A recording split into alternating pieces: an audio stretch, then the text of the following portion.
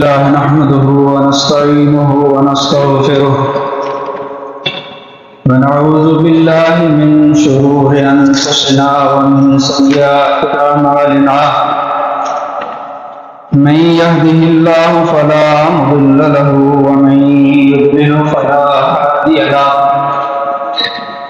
وأشهد أن لا إله إلا الله وحده لا شريك له وأشهد أن محمدا عبده ورسوله أما بعد فإن خير الحديث كتاب الله وخير الهدي هدي محمد صلى الله عليه وآله وسلم وشر الأمور محدثاتها وكل محدثة بدعة وكل بدعة ضلالة وكل ضلالة في النار ومن يطع الله ورسوله فقد رشد واهتدى ومن يعص الله ورسوله فقد ضل وغوى رب اشرح لي صدري ويسر لي أمري واحلل عقدة من لساني يفقهوا قولي اللهم انفعني بما علمتني وعلمني ما ينفعني وزدني علما اللهم صل على محمد وعلى آل محمد كما صليت على إبراهيم وعلى آل إبراهيم إنك حميد مجيد اللهم بارك على محمد وعلى آل محمد كما باركت على إبراهيم وعلى آل إبراهيم إنك حميد مجيد أعوذ بالله السميع العليم من الشيطان الرجيم يا أيها الذين آمنوا اتقوا الله ولتنظر نفس ما قدمت لغد واتقوا الله إن الله خبير بما تعملون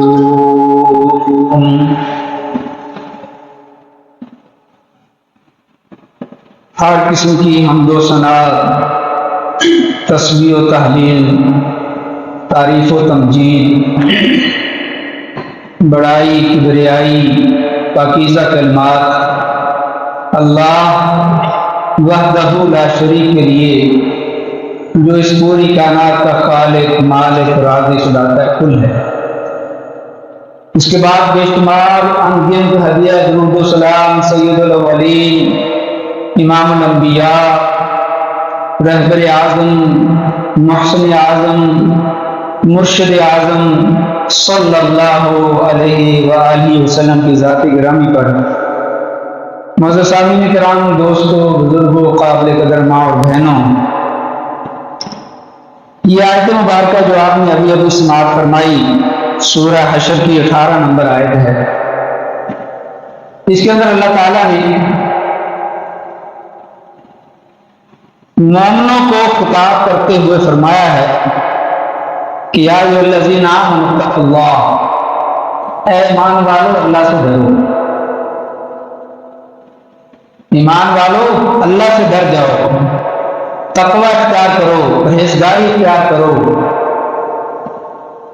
وَلْتَنظُرْ نَفْسٌ مَا قَدَّمَتْ لِغَدٍ، اور ہر نفس کو دیکھنا چاہیے، غور و فکر کرنا چاہیے، اپنا محاسبہ کرنا چاہیے کہ اس نے کل کے لیے کیا بھیجا ہے۔ جو قیامت آنے والی ہے، جو حساب کتاب کا دن قائم ہونے والا ہے، اس کل کے لیے کیا تیاری کی، اس کل کے لیے کیا تیار کر کے رکھا ہے، اس کے لیے اسے غور و فکر کرنا چاہیے۔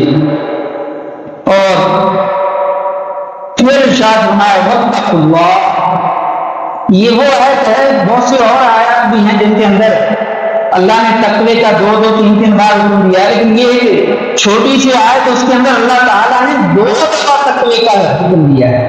یا ایھا الذین آمنوا اتقوا اللہ وَلْتَنظُرْ نَفْسٌ مَا قَدَّمَتْ لِغَدٍ، پھر واتقوا اللہ، ان اللہ خبیر بما تعملون.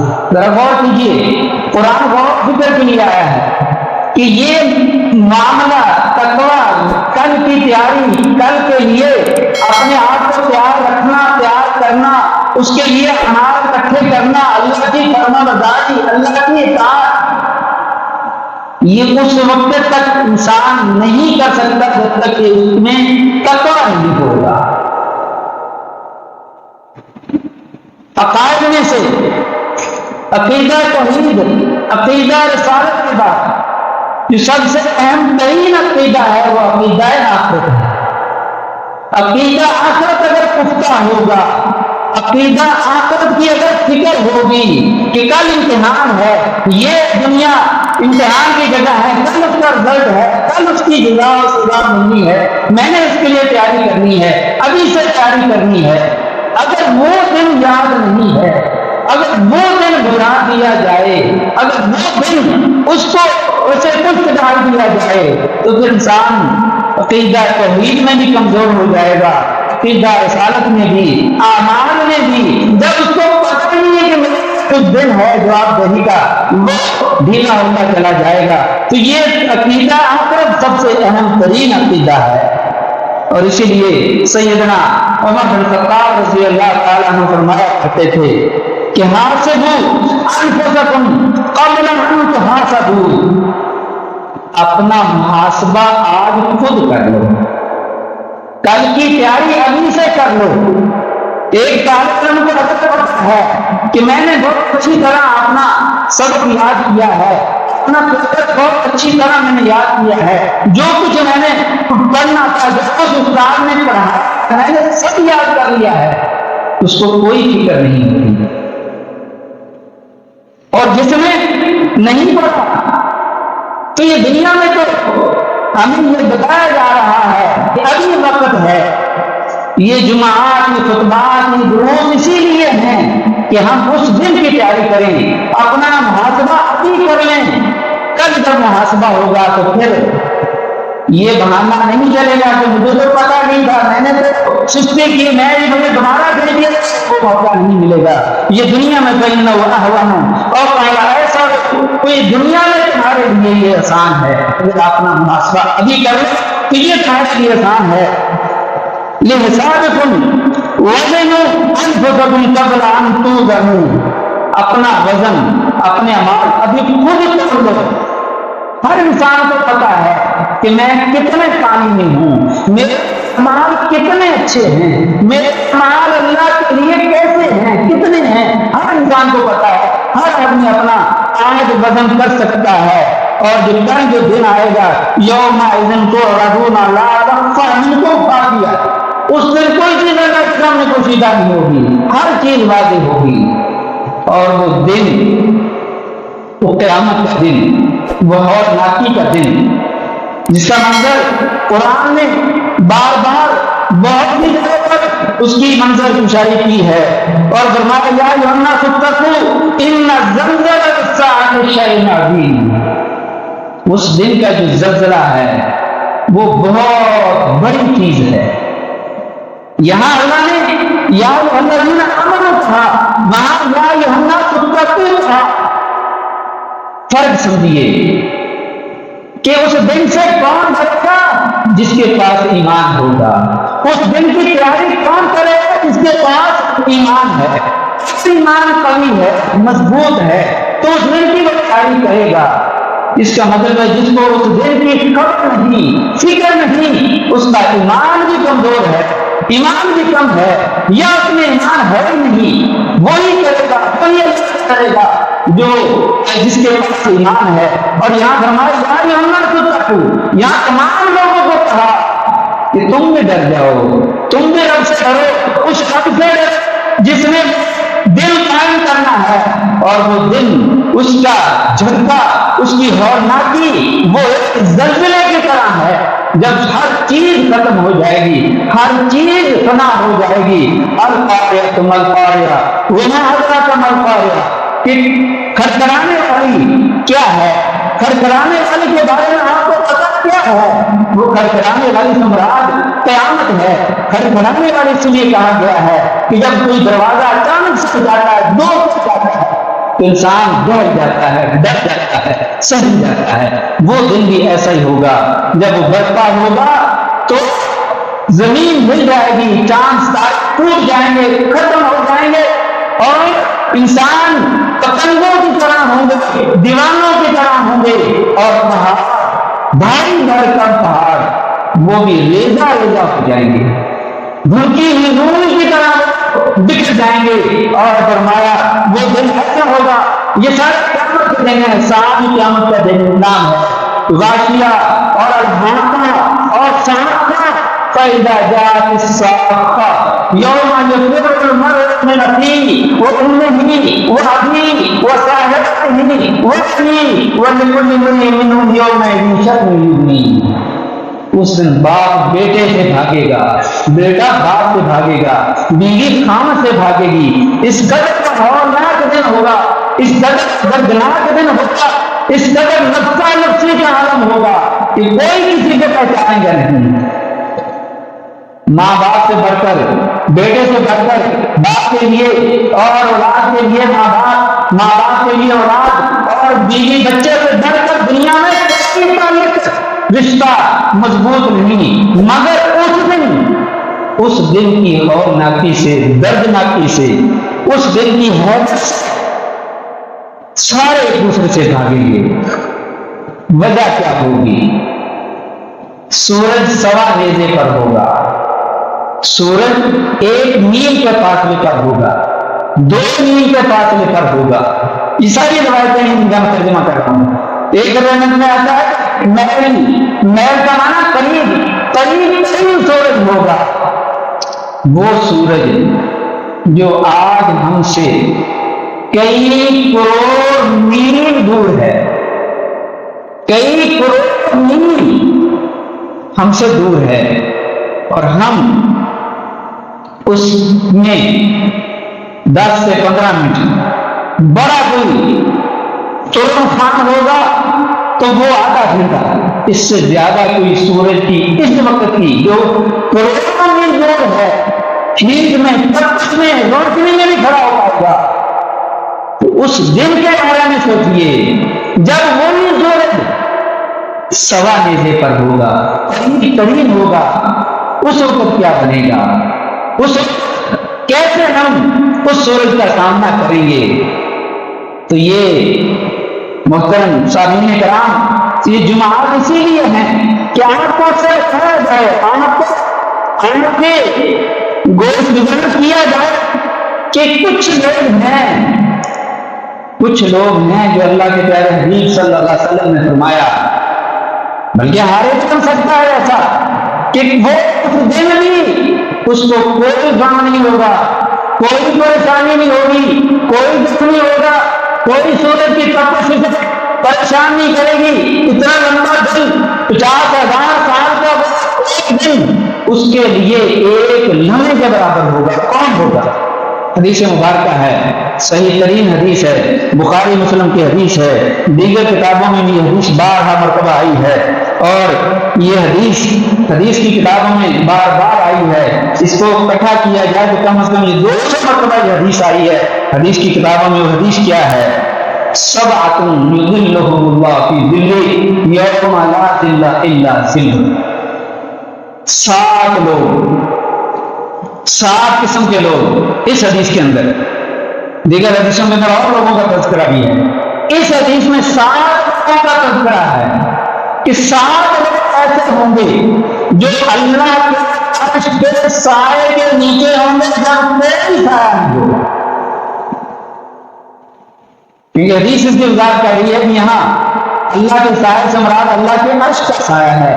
اللہ کے عرش کا سایہ اتنا ہوگا کہ 7 لوگ اس دن اس کے سائے کے نیچے ہوں گے۔ سب سے پہلا امام عادل، عدل انصاف کرنے والا بادشاہ، عدل انصاف کرنے والا حکمران۔ اب میں اور آپ کہیں گے کہ ہم تو حکمران نہیں ہیں، اس لیے ہم تو اس کے مصداق نہیں بن سکتے، ہم کیسے یہ منصب حاصل کریں؟ ہاں، حدیث بتاتی ہے کلکم راعٍ کلکم مسئول عن رعیتہ، ہم میں سے ہر آدمی اپنے گھر کے بارے میں جہاں جہاں وہ حکمران ہے، جہاں جہاں وہ مسئول حکمران ہے، اگر وہ عدل انصاف کرنے والا ہے تو وہ حکمران ہے۔ خاوند اپنے گھر میں بیوی بچوں پر عدل انصاف کرے گا تو وہ بھی حاکم ہے۔ استاد اپنی کلاس میں بچوں کے ساتھ عدل انصاف کرے گا تو وہ بھی حاکم ہے۔ فیکٹری کا مالک اگر فیکٹری کے ورکرز کے لیے عدل انصاف کرے گا تو وہ بھی کوئی حاکم ہے، اس کو بھی یہ درجہ مل سکتا ہے، تو امام عادل بن سکتا ہے۔ بیوی اپنے بچوں کی، اپنے خاوند کے گھر کی نگہبان ہے، وہ بھی حاکمہ ہے، وہ بھی عدل انصاف کرے گی، جو اس کی ذمہ داریاں ہیں وہ اگر پورا کرے گی، جیسے خاوند اپنی ذمہ داریاں پوری کرے گا، ایک طالب علم اپنی ذمہ داریاں پورا کرے گا، ایک استاد اپنی ذمہ داریاں پوری کرے گا، تو وہ امام عادل ان کے حکم میں آ سکتا ہے اور اس میں اللہ کے عرش کے نیچے جگہ پا سکتا ہے۔ یہ پہلا آدمی ہے۔ دوسرا آدمی رجل قلبہ معلق بالمساجد، دوسرا آدمی وہ جس کا دل مسجد میں لگا رہتا ہے، مسجد کے ساتھ اٹکا رہتا ہے، مسجد سے وہ محبت کرتا ہے، مسجد سے وہ لگاؤ رکھتا ہے، مسجد میں نماز پڑھ کے گیا ہے، دوسری نماز پڑھنے کی اسے فکر لگی ہوئی ہے، بے چینی لگی ہوئی ہے، وقت آئے میں مسجد میں جاؤں، مسجد میں جا کر نماز پڑھوں، جماعت کے ساتھ نماز پڑھوں اور مجھے سکون ملے۔ اور حقیقت یہ ہے ایماندار کو، مومن کو، موحد کو، مسلمان کو مسجد میں آ کر سکون ملتا ہے، ملنا چاہیے، اگر نہیں ملتا تو فکر کرنی چاہیے۔ کیوں؟ مسجد میں آ کر مومن کا دل اس طرح لگتا ہے جس طرح مچھلی پانی میں پرسکون ہو جاتی ہے، اور منافق مسجد میں آ کر اس طرح بے چین ہو جاتا ہے جیسے پرندہ پنجرے میں بند کر دیا جائے تو بے چین ہو جاتا ہے۔ آپ یہ میں اور آپ اپنا محاسبہ خود کریں کہ کیا بنتی ہے ہماری مسجد میں، ہمارا دل لگتا ہے نہیں لگتا؟ مسجد میں ہمیں بیٹھنے کا دل کرتا ہے نہیں کرتا؟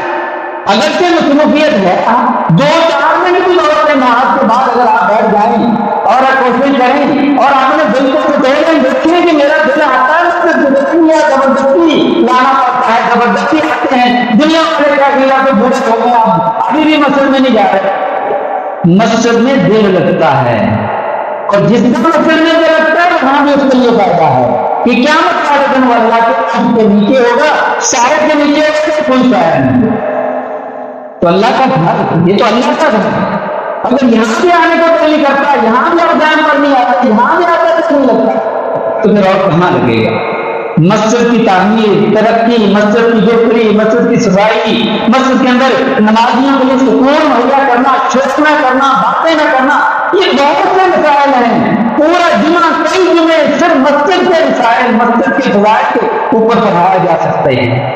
مسجد کس قدر درجہ ہے، مسجد کس قدر مقام ہے، اگر یہ ہے تو آپ شکر کریں، اگر نہیں نماز پڑھی جیسے آپ حاضری کی تو اس کا مطلب ہے کہ وہ ایمان کا درجہ نہیں ہے جو ہونا چاہیے۔ مومن تو مسجد سے پیار کرتا ہے، مسجد میں جاتا ہے، آنے کی کوشش ہوتی ہے اس کی، اور یہ بھی فرمایا کہ اگر کوئی آدمی مسجد میں آتا ہے، گھر سے وضو کر کے آتا ہے، ایک مسجد کے لیے کھا جا رہا ہے، مسجد میں آتا ہے، گھر سے وضو کر کے آتا ہے، جہاں سے چلتا ہے اور مسجد کے آنے تک ایک ایک قدم کے بدلے اس کو درجات ملتے ہیں، نیکیاں ملتی ہیں، گناہ معاف ہوتے ہیں۔ اگر نماز پڑھتا ہے، جماعت کے ساتھ نماز پڑھتا ہے، اس کا الگ درجہ ہے، جماعت کے ساتھ 27 درجے ہیں، 25 درجے ہیں، اور اس کے بعد نماز پڑھنے کے بعد 4 منٹ کے لیے بیٹھ جاتا ہے، بات نہیں کرتا، وضو نہیں کرتا، اس کا بیٹھنا اس کے لیے جو سبب نہیں بلکہ فرشتوں کی دعائیں ملتی ہیں۔ فرشتے کہتے ہیں اللہ مغفر لہ، اللہ ارحمہ، اے اللہ یہ تیرا بندہ تیرے گھر میں تیرے لیے آیا ہے، اس کو یا اللہ معاف کر دے، یا اللہ اس کو رحم کر دے، یا اللہ اس کو کر دے۔ 2 منٹ 3 منٹ جتنا بیٹھ سکتے ہیں، جتنا تیرا ٹائم ہے۔ ہاں اسلام اس چیز سے منع کرتا ہے کہ مسجد میں بیٹھ جائیں اور اسلام ہی نہ کریں، دنیا ہی سے کریں، اسلام اس سے منع کرتا ہے. لیکن جو 5 وقت کی نماز ہے اس میں تو تھوڑا اہتمام کریں، اس میں تو اس میں تو خیال کریں کہ آپ مسجد میں اپنا دل لگائیں، مسجد میں بیٹھیں، مسجد میں بیٹھنے کی کوشش کریں. اس کے بعد تیسرا آدمی ہے شاب نشأ فی عبادت اللہ. شاب نشأ فی عبادت اللہ، نوجوان جو اپنی زندگی اللہ کے لیے گزارتا ہے، اپنی نوجوانی اللہ کے لیے صرف کرتا ہے. اللہ اکبر. کیوں کہا گیا کہ نوجوانی میں انسان دیوانہ ہوتا ہے، وہ کچھ نہیں کر سکتا ہے ایسی حالت میں جب اس کے پاس تمام وسائل ہیں، تمام توانائیاں ہیں، تمام قوتیں ہیں، تمام طاقتیں ہیں کہ برائی کر سکتا ہے. برائی کرنا اس کے لیے کوئی مشکل نہیں ہے، کوئی مشکل نہیں ہے، مگر وہ اللہ سے ڈر کر اپنی جوانی کو اللہ کے لیے صرف کرتا ہے، نمازوں کا اہتمام کرتا ہے، اللہ کے احکامات مانتا ہے، قرآن کی تلاوت کرتا ہے، شرک سے بچتا ہے، حقوق جو اس کے ذمہ ہیں وہ حقوق اللہ بھی ہیں، حقوق العباد بھی ہیں، دیگر حقوق بھی ہیں. طالب علم ہے تو محنت سے اساتذہ کا احترام کرتا ہے، نوجوان ہے ٹھیک ہے لیکن وہ اللہ کی مانتا ہے. شاب نشأ فی عبادت اللہ. در جوانی توبہ کردن شیوائے پیغمبریس. جوانی میں اللہ کے گھر کی طرف آنا، نوجوانی میں عبادت کرنا، تہجد پڑھنا، پہلی صف میں نماز پڑھنا. جوانی میں آپ یہاں آئے ہیں طالب علموں کے لیے خاص طور پر، اور کوئی کام نہیں ہے، یہ درجہ تو لے آپ. اگر پہلا اور دوسرا نہیں لے سکتے، دوسرا نہیں لے سکتا ہر آدمی، دوسرا ہر طالب علم لے سکتا ہے، یہ تیسرا نمبر شاب نشأ فی عبادت اللہ. اور یہ بھی یاد رکھیے یہ سب کے لیے ہے کہ قیامت والے دن ہر آدمی کے قدم اس وقت تک نہیں مل سکیں گے. لا تزول قدم ابن آدم یوم القیامت من عند ربہ حتی یسأل عن خمس. 5 چیزوں کا جب تک وہ جواب نہیں دے دے گا اس کے قدم مل نہیں سکیں گے. وہ قیامت والے دن اپنی جگہ سے ہل نہیں سکے گا. اور اس میں سوال یہ بھی ہے عن شبابہ فیما ابلغہ، آپ سے پوچھا جانا اس نے جوانی کیسے گزاری ہے. بڑھاپے میں آ کر تو بہت سے لوگ سیدھے ہو جاتے ہیں، بہت سے سب کبھی سیدھے نہیں ہوتے، لیکن اس وقت تو ہر چیز جواب دے چکی ہوتی ہے، ہر چیز سے انسان بے بس ہو چکا ہوتا ہے، کچھ نہیں وہ کر سکتا، نہ صحیح طرح سے کھا سکتا ہے، نہ بیٹھ سکتا ہے، نہ چل سکتا ہے. پھر بھی تو اللہ کی طرف آج تو اچھی بات ہے، مگر اکثر پھر بھی نہیں آتے. لیکن اکثر تو یہ ہے کہ جب آپ کی طاقت ہے گناہ کرنے کی، برائی کرنے کی، خلوت میں آپ سب کچھ کر سکتے ہیں، دھوکہ، فریب، دغا کچھ بھی کر سکتے ہیں جوانی کے اندر. اگر آپ وہاں سے بچ جاتے ہیں، رک جاتے ہیں، تو ایک درجہ سب سے پہلا یہ ہوگا وہ قیامت کی ہولناکی، وہ دردناکی، اس میں آپ کو کوئی پریشانی نہیں ہوگی. اور چوتھا بندہ ہے رجلان تحابا فی اللہ اجتمع علیہ وتفرق علیہ، کہ 2 لوگ جو اللہ کے لیے محبت کرتے ہیں ایک دوسرے سے، صرف اللہ کے لیے، دنیا کے لیے نہیں، کاروبار کے لیے نہیں، پیسے کے لیے نہیں، مقصد کے لیے نہیں، صرف اللہ کے لیے محبت کرتے ہیں، تو وہ بھی اس دن اللہ کے عرش کے سائے کے نیچے ہوں گے جب کوئی سایہ نہیں ہوگا. ایک دوسری حدیث میں اللہ تعالیٰ فرماتے ہیں، وہ حدیث قدسی ہے، اس میں فرماتے ہیں اللہ تعالیٰ اَنَا الْمُتَحَابُونَ لِجَلَالِي، میری وجہ سے آپس میں محبت کرنے والے کہاں ہیں؟ اللہ کچھ وعدہ لگائے گا، آواز دے گا اور کہے گا اَذِلُّهُمْ بِذِلِّ يَوْمَ لَا ذِلَّ إِلَّا ذِلِّي. ایک تو یہ حدیث ہے، ایک اور حدیث ہے، اس کے اندر کہا جائے کہاں وہ میرے عرش کے سائے کے نیچے ہوں گے جب کوئی سایہ نہیں، میں ان کو اپنے عرش کے سائے کے نیچے جگہ دوں گا جب کوئی سایہ نہیں.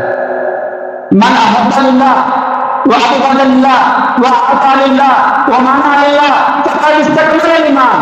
جس نے اللہ کے لیے محبت کی، اللہ کے لیے نفرت کی، اللہ کے لیے کسی کو دیا، اللہ کے لیے کسی سے روکا کوئی چیز، اس نے اپنا ایمان مکمل کر لیا. ادھر اگر وہ محبت کرتے ہیں تو اللہ کے چائے کے نیچے ہوں گے، اللہ ان کو آگاہ دے گا، اور ادھر ایمان بھی مکمل ہو رہا ہے۔ ہمیں اللہ کے لیے محبت کرنی چاہیے، ایک دوسرے سے دوستی رکھیں تو اللہ کے لیے رکھیں۔ یہ 4 لوگ ابھی ہوئے ہیں، اس کے علاوہ اور لوگ بھی ہیں، وہ انشاءاللہ آئندہ کبھی اللہ نے موقع دیا تو ان کا بھی تذکرہ کیا جائے گا، اور دیگر لوگ بھی جو اس کے علاوہ حدیث میں آتا ہے کہ جو لوگ اس دن اللہ کے عرش کے نیچے ہوں گے ان کا بھی تذکرہ ہوگا۔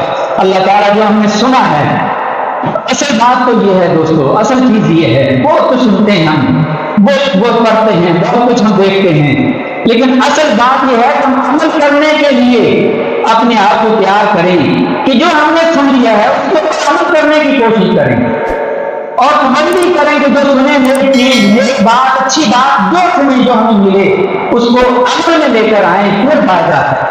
اگر نہ سن لیا، تبصرہ کر لیا، وقتی طور پر بس چلے گئے، اس کا کوئی فائدہ نہیں۔ اللہ تعالیٰ ہمیں عمل کی توفیق عطا فرمائے۔ وآخر دعوانا الحمدللہ۔